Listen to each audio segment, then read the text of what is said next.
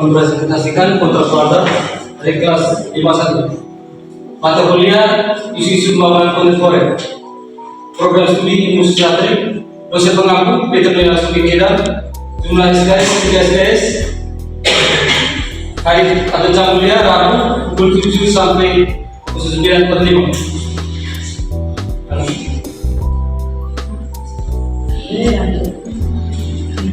Tertib 1. Mahasiswa harus hadir tepat waktu keterlambatan 5 menit.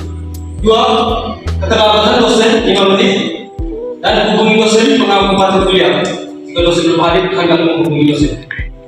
Yang ketiga, mahasiswa harus berpakaian rapi dan tidak mengganggu ketenangan kelas.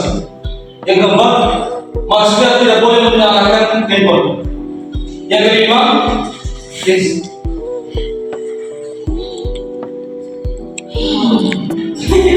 mahasiswa tidak boleh masuk kelas jika tidak mengerjakan tugas minggu sebelumnya. Yang keenam, mahasiswa harus memiliki catatan mata kuliah ini. Yang ketujuh, mempersiapkan diri dengan baik untuk mengikuti UTS. Yang ke-8, UTS dilakukan di hall. Yang ke-9, UAS dilakukan di ruangan kelas sesuai dengan kesepakatan dosen pengampu mata kuliah. Subtopik 1. Satgas dan pembangunan berkelanjutan. 2. Perkembangan teori pembangunan. 3. Panorama pembangunan global. 4. Panorama pembangunan nasional.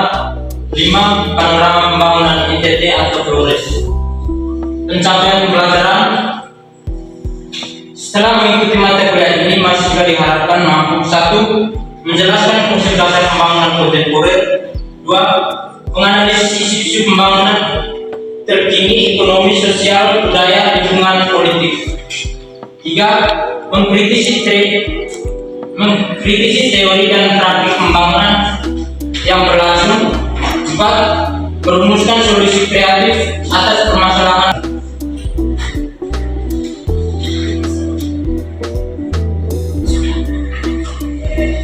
Sekian dan terima kasih saya berikan kepada tim ini. Terima kasih kesempatannya. Waktu presentasi 2 menit 38 detik. Untuk waktu presentasinya pas. Setelah itu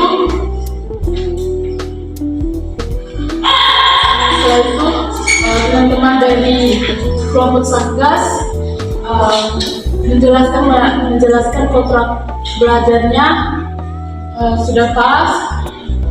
Mungkin ada tambahan dari tulisan, silakan.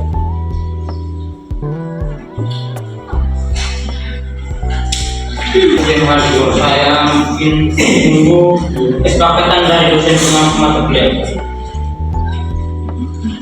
Saya tidak mengambil. Untuk belajar ini dari kelas 1 dari kelas 1 dan kelas B ini sepakati bersama. Ini usul saja untuk Satgas. Ini apakah boleh? Kan kalian sudah presentasikan dari kelas 1 ini, terus dari kelas 2 mereka presentasi dua tipe nilai ini berempu. Maksudnya dari yang teman A1 punya, dari teman A2 punya, ini kan disatukan sehingga dari yang teman-teman dari A1 presentasikan dengan yang mereka ini dicocokkan sehingga satu keputusan yang kita ambil supaya sebentar tidak bertele lagi, kami harus tanya lagi nanti jadinya lama. Ini hanya masukan satu saja, kalau bisa diterima kalau tidak diterima juga tidak apa-apa. Bisa supaya dua ini punya apa namanya pemandangan yang sama tentang kontrak belajar ini, karena tadi itu bilang bisa terarah ya. Mulai dari latar belakang dari perkembangan teori pembangunan. Pertama itu dimulai dari pasca Perang Dunia Kedua pada tahun 1945, yang dimana banyak negara baru merdeka dan perlu strategi untuk mengatasi kemiskinan dan keterbelakangan. Yang kedua, adanya perang dingin, di mana adanya persaingan kapasitas antara negara Amerika Serikat dan sosialis Uni Soviet mempengaruhi model pembangunan. Yang adanya kesenjangan utara dan selatan, dan di mana negara maju makin kaya, sedangkan negara berkembang semakin tertinggal. Yang keempat, krisis sosial ekonomi. Pertumbuhan ekonomi saja tidak cukup untuk kemerataan dan kesejahteraan. Yang kelima, krisis lingkungan pada tahun 1970-an. Itu muncul konsep pembangunan berkelanjutan sustainable development. Oke, sebelum kita masuk ke 500 Masehi, ada royong harmoni dengan alamat komunitas adat berbasis agraris pembangunan gotong. Yang kedua itu tahun 500 sampai 900 Masehi, kerajaan Arab yaitu Kutai Tarumanegara Kalingga. Yang berikut pembangunan irigasi candi awal sistem pemerintahan raja. Yang ketiga itu sesudah tahun 900 Masehi, ya, ada Sriwijaya, Maritim dan perdagangan internasional.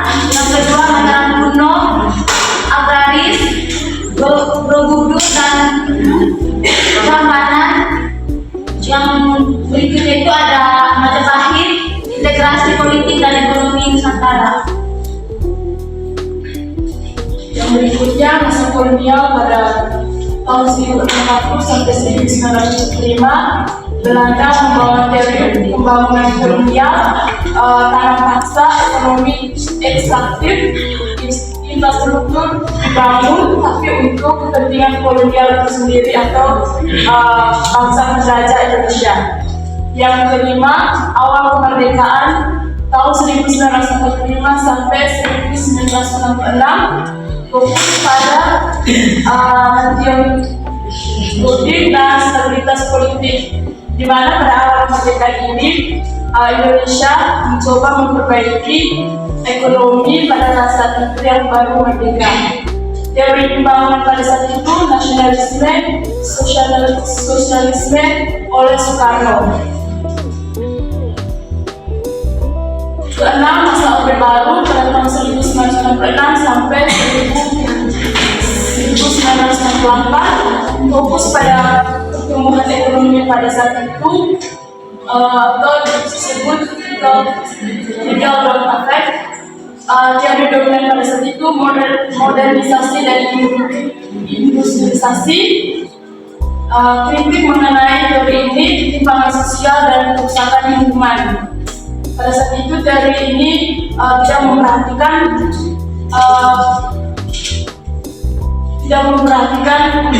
keberlanjutan lingkungan tersebut. Yang ketujuh, reformasi sampai sekarang, demokrasi dan desentralisasi pembangunan atau otonomi daerah, globalisasi dan teknologi digital atau SDGs, teori pembangunan berkelanjutan, ekonomi, sosial, dan lingkungan. Oke, sekian dari kelompok kami. Terima kasih. Sekarang dari kelompok kami memberikan kesempatan kepada tim penilai untuk bertanya dengan minimal pertanyaan. Yang saya tanya dengan kunci pertanyaan buat teman-teman.